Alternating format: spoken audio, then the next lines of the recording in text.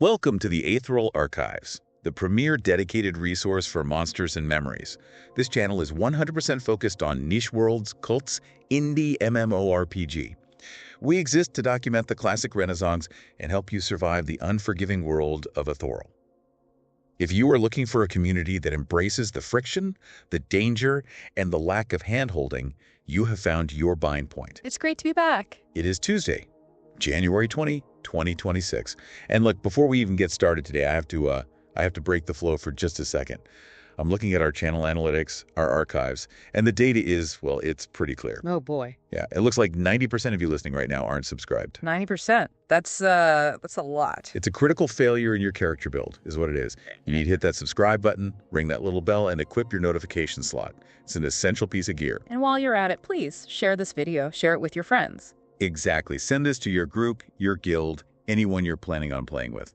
Because, and this is the whole point of today's deep dive, in this game, friends are the only gear that actually matters. You really don't want to go in alone. You really don't. And the data we're looking at today absolutely backs that up. Okay, so with that out of the way, let's get into the mission for today. We've got this really fantastic document in front of us. It's a research report titled Sociological Engineering in Virtual Worlds. It's a fascinating read. It really is. And it digs right into the DNA of monsters and memories. So the question we're trying to answer today is, why? Why does this game feel so fundamentally different from, the modern theme park MMOs we've all been playing for the last decade or two? And why is the community calling all this friction, all this difficulty a feature and not a bug? It seems counterintuitive. It really does. And the report's central argument is that Monsters and Memories isn't just another game. It's a deliberate counter-movement. It's an attempt to resurrect what it means to be a virtual world, where the real content isn't the quest log or the raid boss. It's the people. It's the web of interdependence between the people playing the game. That's the real content. Right. And I think to really grasp why that's so different, we have to start with what we're all used to. The modern lobby experience, I've been calling it the passenger syndrome. The passenger syndrome, I like that. I was reading through source 1.1 in the report, and it uses this term, atomization. Can you sort of break that down for us? Because when I play a modern MMO, I don't feel atomized. I just feel busy. I feel like I'm checking boxes. Busy is a great word for it, but the key variable that's missing is connected. Atomization in this context, it refers to a design philosophy where the individual unit, the player, is designed to be totally self-sufficient. Okay. Think about your typical user flow in a modern lobby MMO. You log in, you open a menu, you click a button that says Dungeon Finder. Yep, the magic button. The magic button. You wait, maybe 2 or 3 minutes. The game then teleports you instantly into the dungeon with 4 other people. And what happens next? Nothing. Silence. You run through, you kill the stuff, maybe someone says G at the end, and then you're gone. Exactly. You might literally not exchange a single word. You kill the boss, you get your loot from a pop-up window, and you leave. You're back in the main city before you even register the names of the people you played with. It's efficient. I mean, you can't deny that. It's incredibly efficient at delivering the content to you. It is hyper-efficient. But from a sociological perspective, you were just a passenger. You experienced the content, sure, but you were fundamentally alone in a crowd. A passenger on a theme park ride. That's it. The design removes all the barriers, all the quote-unquote messiness of human interaction, so you can consume the content as fast as possible. You're basically playing a single-player game with AI companions that just happen to be piloted by other humans you'll never see or speak to again. That messiness is, that's exactly what Monsters and Memories seems to be all about. Yeah. The report uses this word that I just love for a game's design philosophy. Stubbornness. Yes. The world resists you. It is stubborn. The developers have gone on record saying they explicitly rejected the idea of watering the game down for convenience. They want you to be a participant. A participant, not a passenger. And to participate, you have to engage with the friction. The world does not bend to your schedule or your whim. You have to bend to the world's rules. Let's use a really practical in-game example to sort of ground this idea. The simple act of finding a spot to hunt. Okay. In a modern game, everything is instanced or it's sharded. You and I could be standing in the exact same spot on the map, but we're in different layers, so we'd never see each other. Right. The game does that to make sure there are always enough monsters for everyone. It eliminates resource conflict. It eliminates conflict, exactly. But in Aêthoril, if I walk into a dungeon room and you're already there killing goblins, We have a problem. Or we have an opportunity. But yes, sociologically, it starts as a conflict over a finite resource. The game doesn't solve it for you. So what do you do? You have to use your voice, you have to physically type, or maybe even use voice chat, and you have to shout, "Camp check."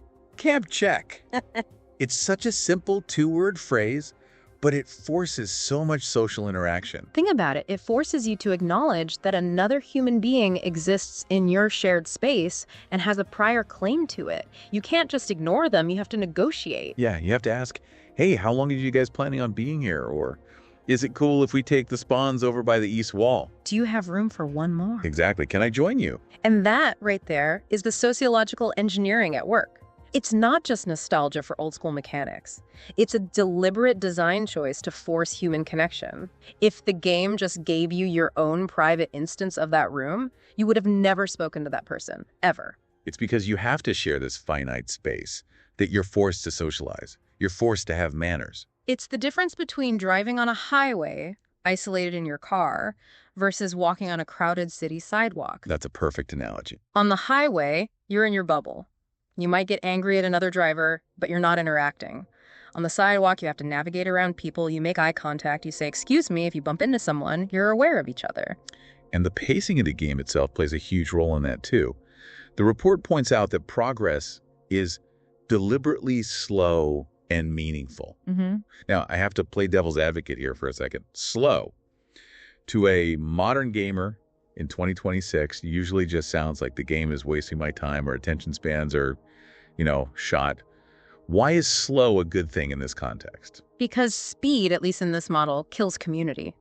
When combat is super fast and frenetic, other players just become obstacles. They're visual noise on your screen. They're in your way. They're the person stealing your mob kill. Precisely. But in Monsters and Memories, the combat is slower, it's more tactical, and crucially, the recovery after combat is much, much slower. After a big fight, you have to sit down. You literally have to sit on the ground and meditate to get your mana back. The downtime. The dreaded medding time. Yes, the dreaded downtime. But look at what actually happens in that downtime. In a modern game, if you have 5 seconds where you can't do anything, you get annoyed. You feel like the game is broken. Right. I'm tabbing out to check my phone or something. Exactly. In Aêthoril, you might have 2 or 3 minutes of downtime between pulls, and you're not tabbing out, or at least you shouldn't be, because you're sitting in a dangerous dungeon. You're vulnerable. So what do? You talk. You talk to the people sitting next to you. You do. You start to notice things. You ask, "Hey, where did you get that cool glowing axe?" Or, "That was a close call. Nice job on that heal." That's so true. The downtime is what allows you to see the other players as companions instead of just like tools or obstacles. It is. If the game was nonstop action, you just want them to get out of your way so you could kill the next thing. But because it's slow, because there are these forced pauses, you settle in. You actually start to learn who these people are. It creates a camp culture. Like sitting around a campfire instead of waiting in line at the DMV, you're stuck there together, so you might as well get to know each other. And you need them. That's the pivot. It isn't just that you happen to be sitting next to them, it's that you absolutely cannot survive without them. Which leads us directly into the next big section of the report, the Holy Trinity of Deficit. I found this part so fascinating because usually when we talk about the Holy Trinity tank, healer, DPS, we talk about what each role does. The tank takes damage, the healer heals damage, the DPS deals damage. It's a functional description. Right. But this report completely flips that on its head. It defines the classes by what they can't do. Correct. And this is probably one of the most critical points in the entire analysis. The report calls it the architecture of necessity. In modern game design, we see a lot of what's called homogenization. Meaning everyone can kind of do everything? To a degree, yes. Every class gets a self-heal. Every class gets a defensive cooldown. Every class can do pretty decent solo damage. They're designed so that every character is a self-contained, self-sufficient unit. Yeah, I can play a DPS warrior in a modern game and basically keep myself alive forever. I've got my health on kill abilities, I've got my potions, my defensive stances. I don't really need a healer. I just like having one because it makes things go faster. But in Monsters and Memories... Oh no, it's a different world. Monsters and Memories uses what the report calls strict asymmetry. A class is defined by its deficits, by its weaknesses. Let's look at Table 1 in the source material, which breaks down the tank role. Your fighter, your paladin, your shadow knight. We call them the anchor of the group. The anchor. That's a great term. But the report's description is, it's pretty brutal. It describes a tank playing without a healer as, and I'm quoting here, a high HP target that dies slowly. And it's completely accurate. You could have the best plate armor in the entire game, a shield the size of a barn door, but if you don't have a cleric or a druid standing behind you, you are just a walking tombstone. You can't sustain yourself. Not at all. And you can't grind solo efficiently either. Your damage output is intentionally low, so it takes you forever to kill one monster, and in that time, it's chipped away at your health. Then you have to sit down for 10 minutes to regenerate that health before you can even think about fighting the next one.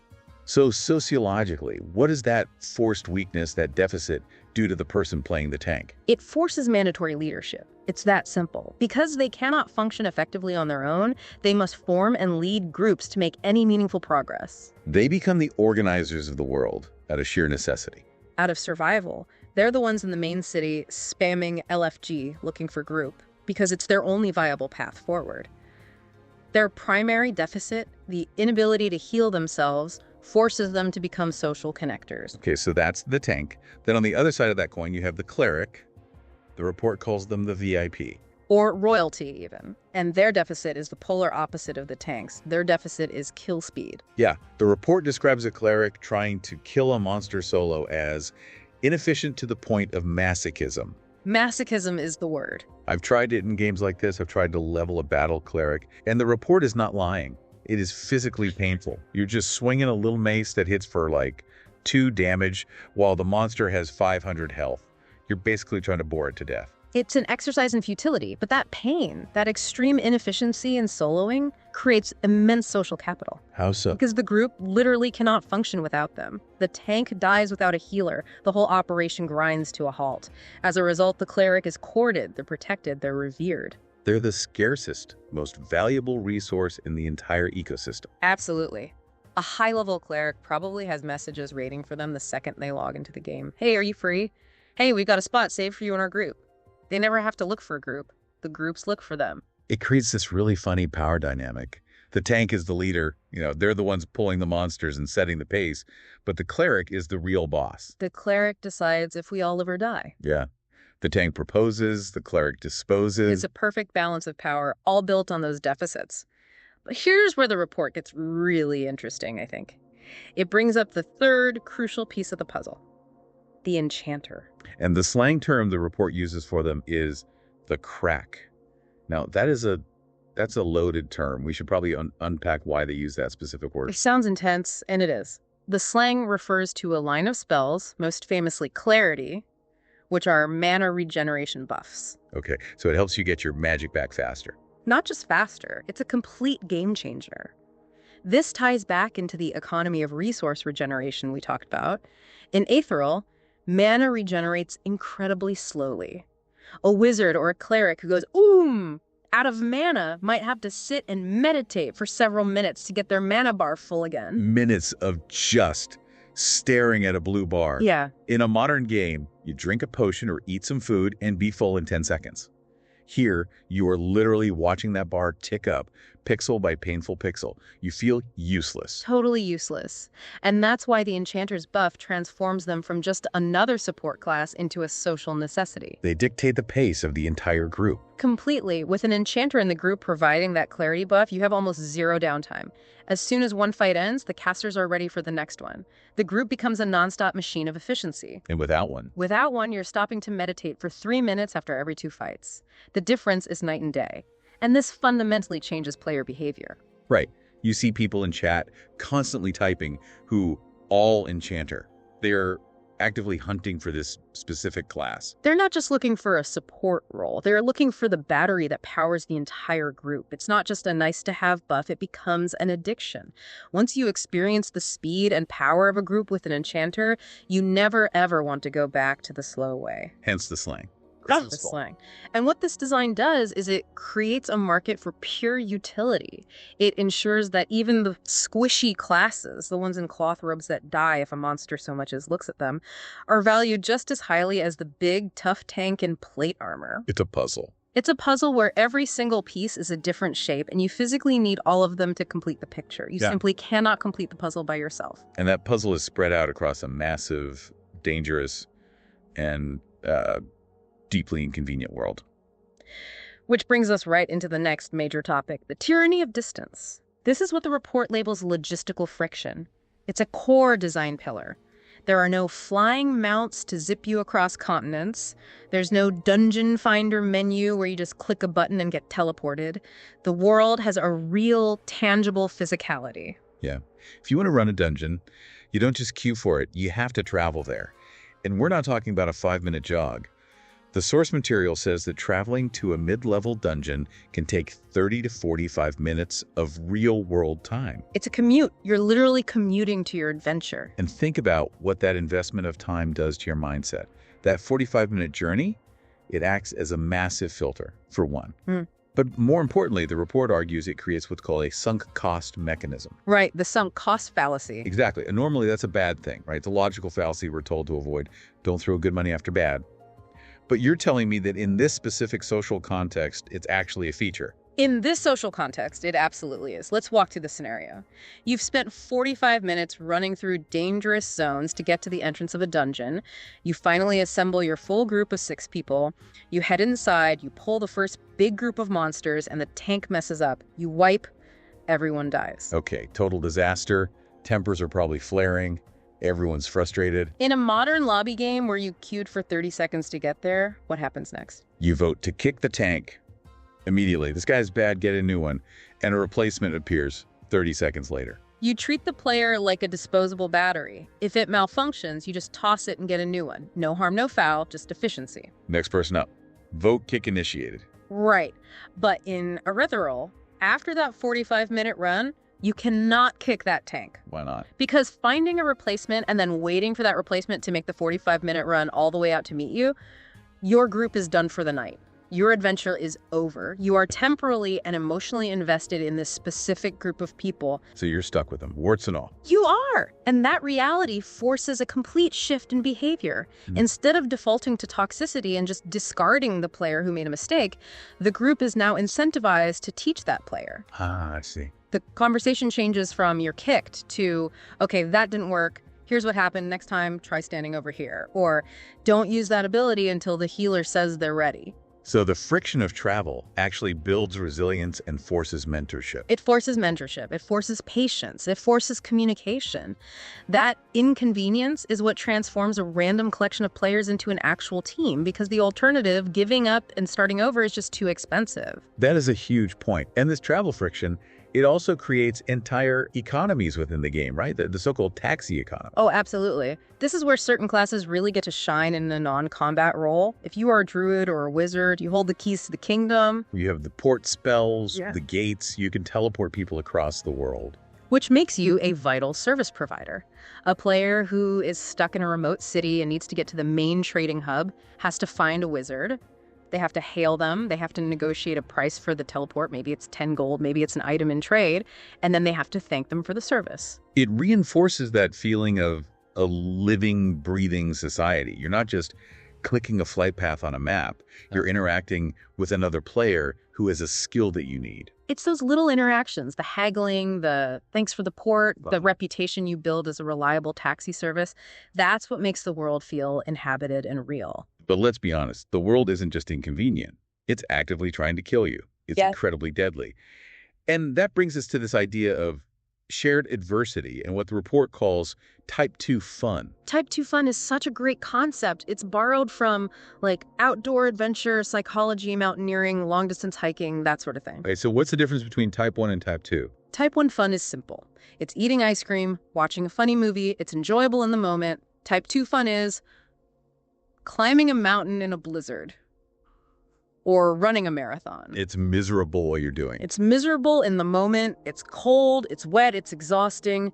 In the game, it's terrifying and stressful, but it becomes incredibly rewarding in retrospect. You look back on it later and you have this amazing story to tell. It creates a narrative and it creates a bond with the people who went through it with you. And I can think of nothing that screams miserable in the moment more than dying in monsters and memories.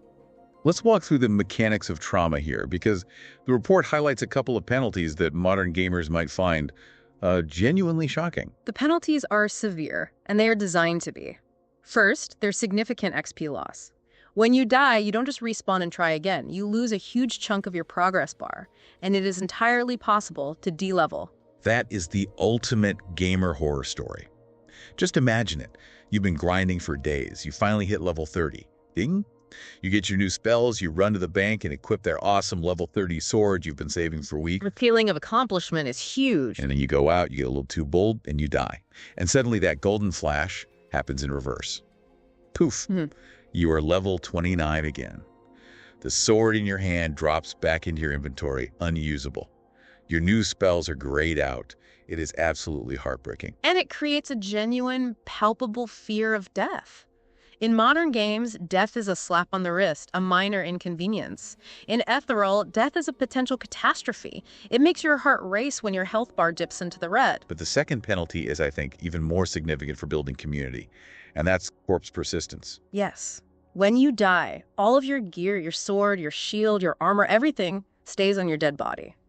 You respawn, often naked, at your designated bind point, which could be 3 entire zones away. You have nothing. And this is where the corpse recovery squad comes into play. It has to. If you die deep inside a dangerous dungeon, you can't just run back and get your stuff. The same monsters that killed you when you were fully geared are still there, and now you're naked and defenseless. You need help. You simply cannot do it alone. You have to go into chat and just, beg. Can anyone please help me with the CR in the crypts? And the amazing thing is, people do. They do. You'll see high-level rogues who can use their stealth abilities to sneak into the dungeon and drag your corpse to a safe spot. You'll see necromancers who have special spells to summon your body from afar. It's an entire subgame built around disaster recovery. And then there's the naked run. The naked run, it's a rite of passage. The pure adrenaline of sprinting through a high-level zone with 0 armor on, just praying that nothing sees you or decides to attack you. And this is where that altruism, that real human kindness, shines through. The report highlights a specific iconic moment that really defines the game's social fabric. It's when a stranger, a fully geared player, sees a naked runner. They know exactly what's happening. They know you've died and you're in distress. They don't just ignore you and go about their business. They stop what they're doing. And as you run past, they cast a spell on you. Invisibility. Or maybe a speed buff like Spirit of the Wolf, SOW. That moment. Yeah. It feels like a miracle. It's pure humanity. That person gains absolutely nothing from helping you. It costs them their own mana. It slows down their own progress. But they do it because they've been there. We've all been there. It's a form of social insurance. Today I help you. Tomorrow you might help me. That buff isn't just a mechanic. It's a handshake. It's a moment of genuine kindness in an otherwise brutal and hostile world. Exactly. And those shared traumas, the nights you spent trying to recover your cleric's body from the bottom of a pit, the time the whole group wiped and you had to coordinate a massive recovery effort, those become the war stories. That's the lore that binds the servers community together. You don't remember the 1,000 easy dungeon runs where everything went perfectly? You remember the disasters that you survived together? It's the glue. Trauma is the social glue. It's so funny how we bond more over shared misery than we do over shared success. It's human nature. Now, speaking of binding people together, I want to do a deep dive on one very specific system that the report highlights. It's a brilliant solution to a classic MMO problem. It's called the Traveler system. Ah, yes. This is a fascinating addition to the classic formula. It's designed to address the problem of social proximity at the very beginning of the game. So, let's set the stage. In most old-school RPGs, your character's race determines your starting city. Humans start in the human city, trolls start in the troll city, elves in the elf city, and so on. And those cities might be on opposite ends of the world. It could take hours and hours of dangerous travel to meet up. Which is a huge barrier if you and your friend want to start the game together. If I want to play a human and you want to play a troll, we normally wouldn't be able to play together until maybe level 10 or 15 after we've both survived that long journey. And a lot of new players would just quit before then. The developers realized that while friction can be good, forced isolation is very, very bad. If I can't play with my friends, I might not play the game at all. So they introduced the Traveler system. It allows you to choose to spawn away from your normal home city. So, my human character can choose to start his life in the swamp right next to your troll. We can group up at level 1. It solves the problem, Yeah. but, and this is a very important but, there's a catch. The game doesn't just hand you this convenience for free. There is always a cost in Aêthoril. Always. To use the Traveler system, you agree to spawn completely naked. You forfeit your race's starter armor. You forfeit your class's starter weapon.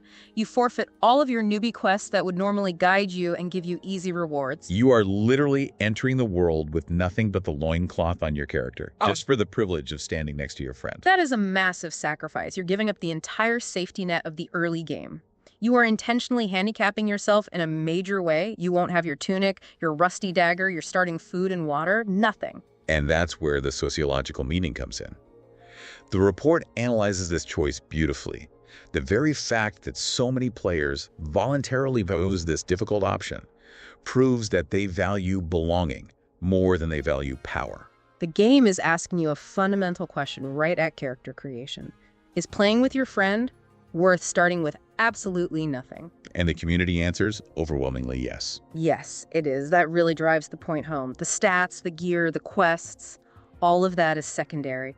The human connection is the primary asset. It's the most valuable thing you can have. It is the most valuable item in your inventory. You can always loot another sword, but you have to build a friendship. Well said. Which brings us to the final piece of this social puzzle, the economy, or, as I like to think of it, the tunnel culture. Yes, the report references the deliberate lack of a global anonymous auction house. There is no central menu where you can just post an item, set a price, and collect the gold later from your mailbox. Back to basics. Trading is a manual person-to-person activity. You have to physically go to a designated zone. Traditionally, it's a tunnel or a common crossroads area, and just stand there. You have to shout, you have to type, WTS, fine steel longsword, 100 gold, or we'll trade for ranger items. You have to be your own merchant. WTS want to sell.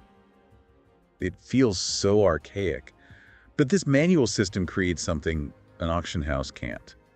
A reputation economy. A reputation economy. Explain that. Because you can't easily change your character's name, and you can't just transfer to another server to escape your past. Your reputation is permanent. It follows you everywhere. So if you're a fair trader, if you give people good deals, people remember that, oh, that's the guy who sold me that spider silk for a good price. He's trustworthy.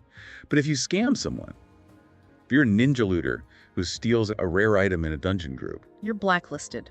The community itself will police you. Word spreads. In a global auction house, you're just an anonymous seller. No one knows who you are. In the tunnel, you are a face and a name. You have to, metaphorically, look people in the eye when you do business. And this extends beyond just trading, right? It's about your general behavior in the world. The report mentions the play nice policy. This world has rules. It's not the Wild West. No, it's not. There are actual human game masters, GMs, who enforce a code of conduct against overtly toxic behavior, like training. And for anyone who doesn't know, training is the act of intentionally dragging a huge train of angry monsters on top of another group of players, hoping you will kill them. It's griefing, pure and simple. Exactly. Or kill stealing, which is intentionally attacking a monster that another person is already fighting. The GMs create a governed society. It's not anarchy, it's a civilization. And civility is enforced not just by the game's code, but by real consequences from both the GMs and the community. Because if you get a reputation for being a toxic player, you will find yourself completely isolated. And as we've already established, in a game where playing solo is inefficient to the point of masochism, isolation is a death sentence for your character's progression. So, what's the big takeaway here? What does all of this mean for you, for the person listening to this right now who's thinking about jumping into Aêthoril? I think if we connect all these dots, the larger picture is that Monsters and Memories is proving that we've been thinking about quality of life features all wrong for a very long time. How so? We thought that making things easier, faster, and more automated was better. We thought removing all the friction was progress. But in the process of doing that, we accidentally stripped away all the humanity. We automated the friendship right out of the game. We optimized the fun out of it. Aêthoril reintroduces that friction, and in doing so, it creates a true virtual society where your reputation is the only currency that really, truly matters. The harsh mechanics aren't there just to punish you. They're there to make you need your neighbor. They're there to force you to reach out a hand. And that's a really powerful thing to rediscover. Now, before we sign off, I have one very practical, very crucial piece of advice for everyone listening. Because there is no global auction house. The community has, as it always does, built its own tools to compensate. Right. You need a way to check prices and find out who's selling what you need. So I want you to open your web browser right now and bookmark this address, thetunnel.xyz. That is thetunnel.xyz. That website is going to be your absolute lifeline for the manual trading economy. Don't go into the trading tunnel blind. Know what your items are worth. That is essential advice. Information is power, especially in a player-driven economy. So here's the final thought. We are entering a new era of gaming where difficulty isn't a bug. It's the bonding agent. Monsters and Memories is out there. It's waiting for you, but it will not be kind to you. And that is exactly why you're going to love it. The struggle is the entire point. Please don't forget to subscribe to the archives. Make sure you equip that notification bell and share this deep dive with your future group mates. We'll be here documenting every step of this classic renaissance. In Aêthoril, to play solo is to play at 10% efficiency. Find a group, and we'll see you in the archives.